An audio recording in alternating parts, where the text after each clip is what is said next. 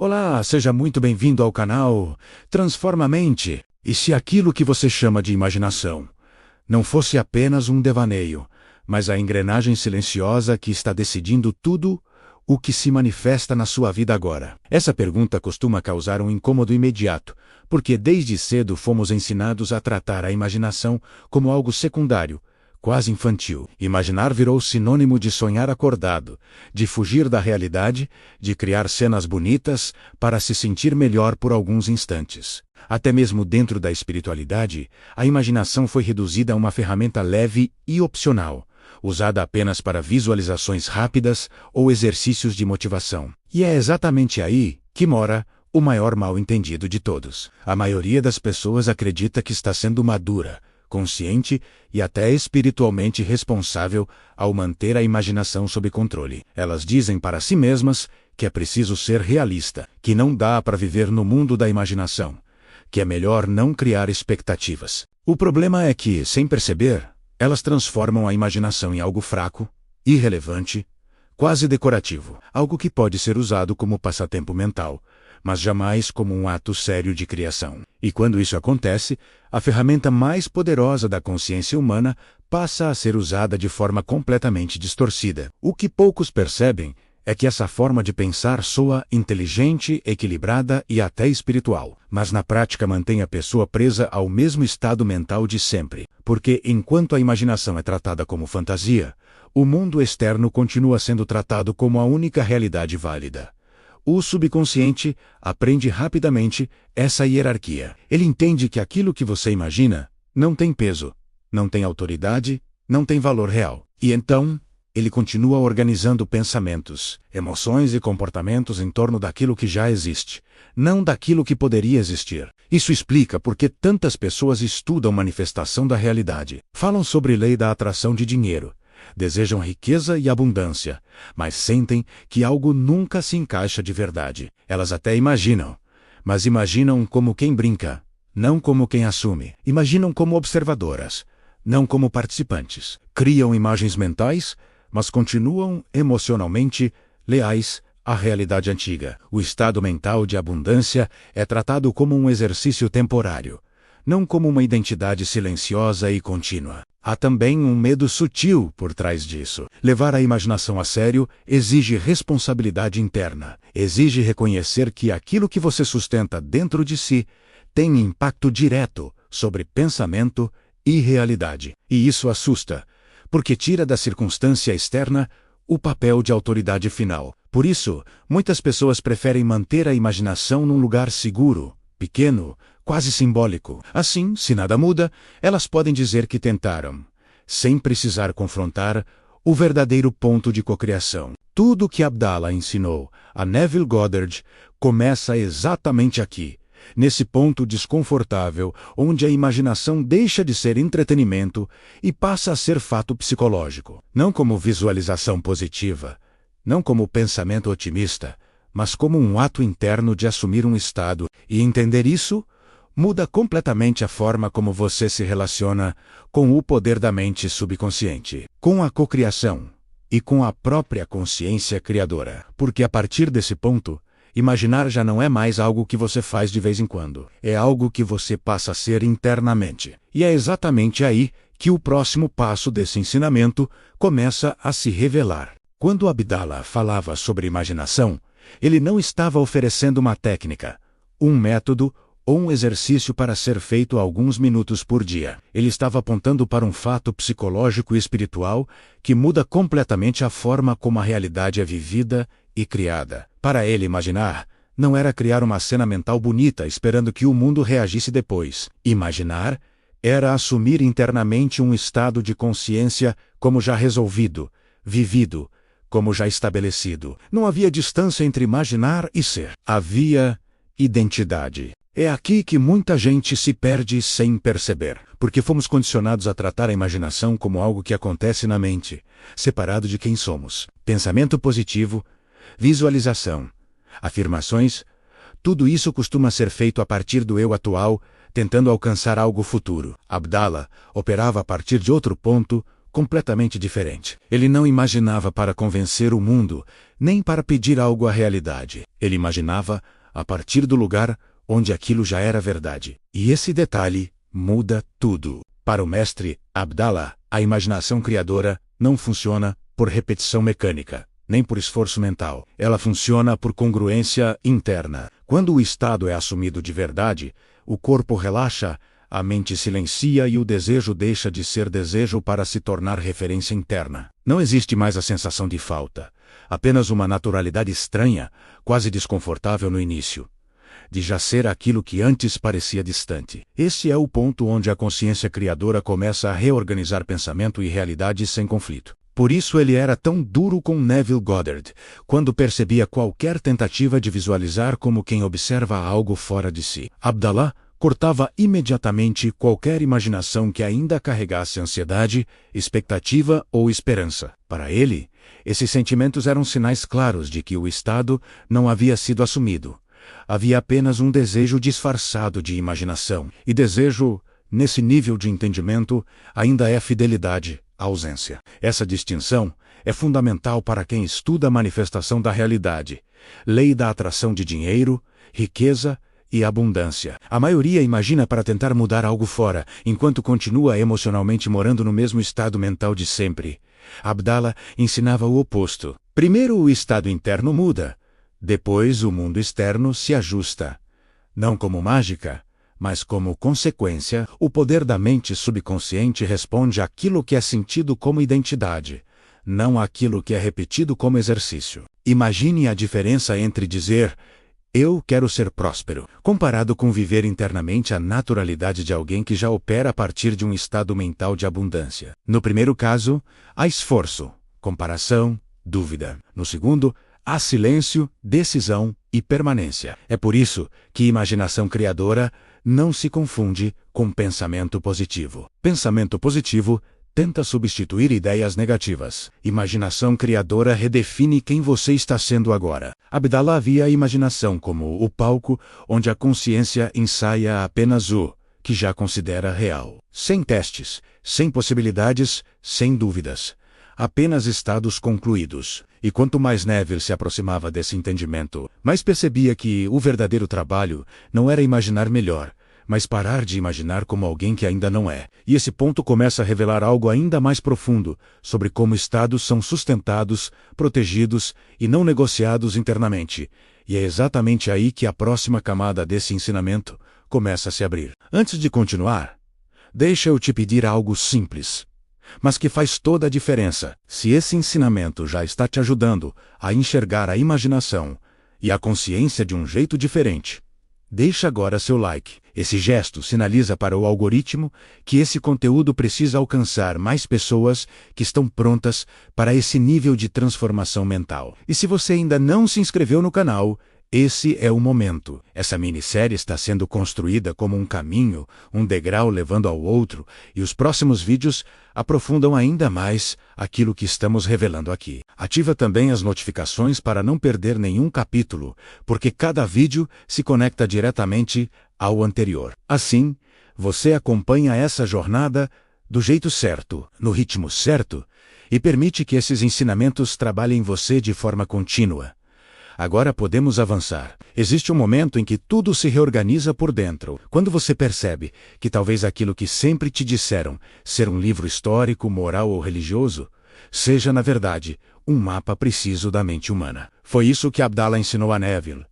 E é aqui que muita gente sente um verdadeiro curto-circuito interno. A Bíblia, nesse nível de leitura, não está falando de pessoas externas, lugares físicos ou eventos antigos. Ela está descrevendo estados de consciência, movimentos internos e leis sutis da imaginação em ação. Quando a Escritura fala de criação, não está narrando um início distante do mundo, mas um instante íntimo em que um estado é assumido dentro de você. Quando fala de queda, está descrevendo o momento em que a consciência se identifica com a limitação, com o medo, com a sensação de separação. Promessa não é algo que virá de fora, é um estado latente, aguardando reconhecimento interno. Redenção não é salvação externa, é mudança de identidade. Tudo acontece no mesmo lugar onde você imagina, sente e assume quem você é. Abdallah ensinava que cada personagem bíblico representa uma função da mente. Adão não é um homem do passado.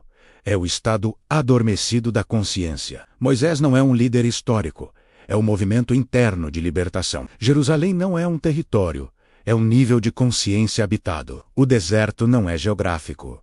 É o intervalo psicológico entre o antigo estado e o novo. Quando você entende isso, de verdade, algo se desloca. A imaginação deixa de ser uma ferramenta abstrata e passa a ser o palco onde todas essas narrativas acontecem agora em você. Neville absorveu esse ensinamento e começou a perceber que a imaginação não apenas ilustra essas histórias. Ela é a própria linguagem da consciência. A Bíblia, lida dessa forma, se transforma em um manual simbólico de manifestação da realidade. Cada passagem descreve como um estado mental é concebido, nutrido, testado e, finalmente, externalizado. Não existe milagre externo sem um movimento interno correspondente. Não existe criação sem imaginação assumida como fato. Isso explica por que tantas pessoas leem as Escrituras e sentem inspiração, mas não transformação. Elas leem como espectadoras, não como participantes. Elas veem a história acontecendo com outros personagens, em outro tempo, em outro mundo. Abdallah ensinava exatamente o oposto. Tudo aquilo está acontecendo agora no nível da consciência.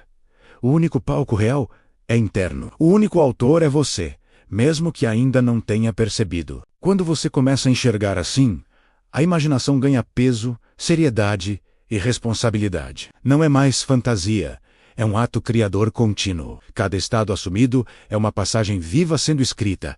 Cada sentimento sustentado é um capítulo em andamento. E quanto mais você resiste a essa ideia, mais permanece lendo a própria vida como se fosse apenas um observador, esperando sinais, provas ou permissões externas. Mas existe um ponto em que essa leitura simbólica deixa de ser apenas fascinante e se torna incômoda, porque ela coloca a responsabilidade de volta nas suas mãos. E é exatamente nesse ponto que surge a pergunta inevitável sobre como usar essa imaginação de forma consciente, precisa e alinhada com aquilo que você realmente deseja assumir como realidade. O que nos leva diretamente ao próximo nível desse ensinamento. Quando a gente volta ao episódio anterior no qual falamos de Barbados, porém com essa nova lente, tudo muda de lugar por dentro. Porque durante muito tempo, essa história foi contada como um exemplo clássico de visualização bem feita, quase como se Neville tivesse criado imagens mentais bonitas até convencer o universo a obedecer.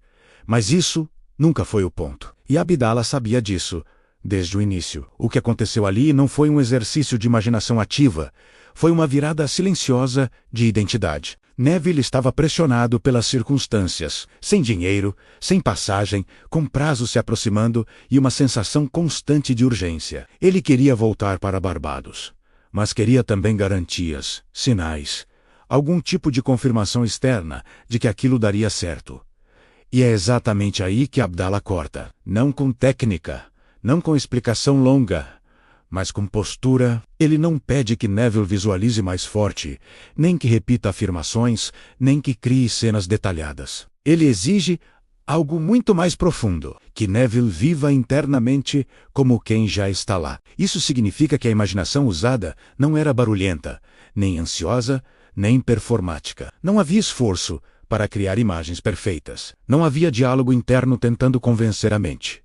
Havia uma decisão interna silenciosa, um descanso psicológico no estado já assumido. Neville começa a se comportar internamente como alguém que já retornou. Não porque está tentando manifestar, mas porque, naquele nível, isso já é um fato. É por isso que Abdallah se recusa a discutir meios, rotas ou probabilidades. Toda vez que Neville tenta trazer a realidade externa para a conversa, Abdallah encerra. Não porque ele ignora o mundo, mas porque entende que dar atenção emocional ao antigo estado é mantê-lo vivo. A imaginação criadora, nesse contexto, não trabalha com imagens repetidas, mas com permanência emocional. Não é o que você vê na mente, é onde você mora por dentro. Esse detalhe muda tudo. Porque muita gente imagina por alguns minutos e depois passa o resto do dia reagindo ao estado antigo. Visualiza a abundância e depois vive escassez emocional.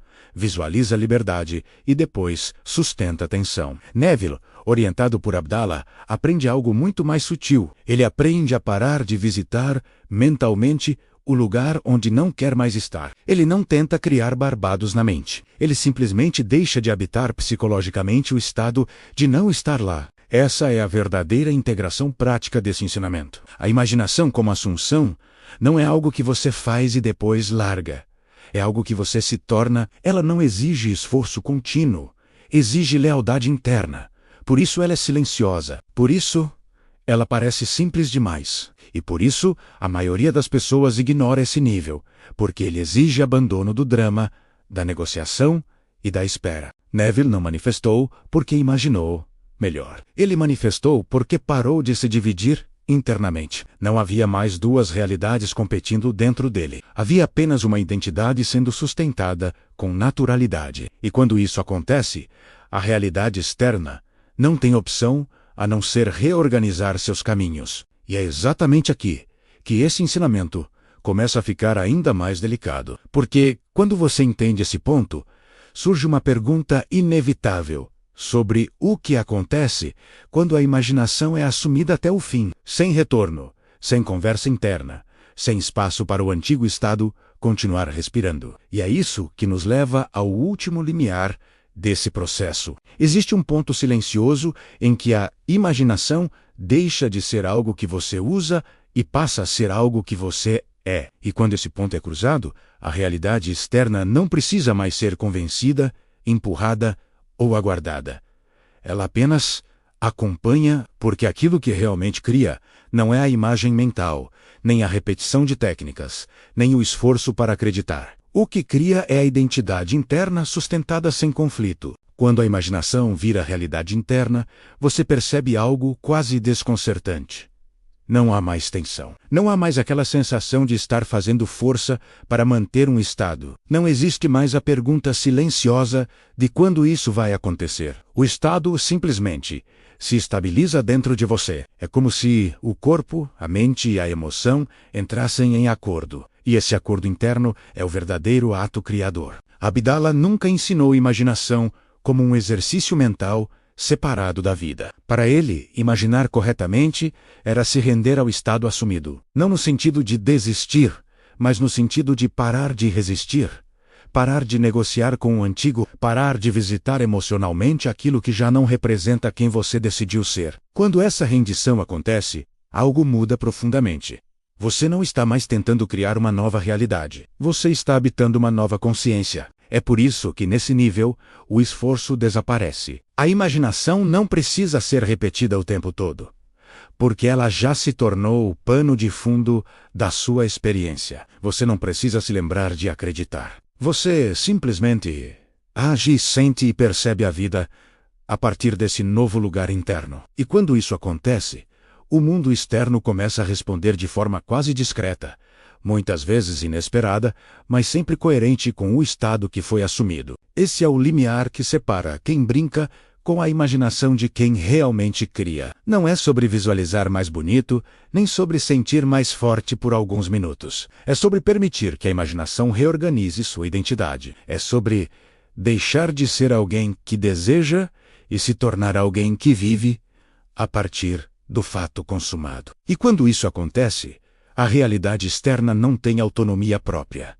Ela reflete, ela acompanha, ela confirma. Reconheço que esse conteúdo é de certa forma bem complexo para assimilar assim no primeiro contato. Então recomendo fortemente que volte e assista novamente para compreender melhor. E se essa compreensão tocou algo em você, escreve agora nos comentários a frase "Eu vivencio", não como um pedido, mas como uma declaração interna. E se você sentiu que esse conteúdo abriu uma nova camada de entendimento, compartilhe esse vídeo com alguém que precisa ouvir isso agora. Às vezes, uma única ideia chega exatamente no momento certo para outra pessoa. Se você ainda não assistiu aos vídeos anteriores dessa minissérie, É essencial ver na ordem. O card vai aparecer no final do vídeo, te levando direto para a playlist completa, porque cada episódio prepara o terreno para o próximo. E se inscreva no canal e ative as notificações, porque o próximo vídeo aprofunda ainda mais esse ensinamento e entra em um nível que quase ninguém explora sobre imaginação, consciência e criação. E esse foi mais um capítulo da minissérie Abdala Revelado, o mestre oculto por trás de Neville, aqui no canal Transformamente. Nos vemos no próximo vídeo, pois a nossa transformação mental está apenas começando. Muito obrigado!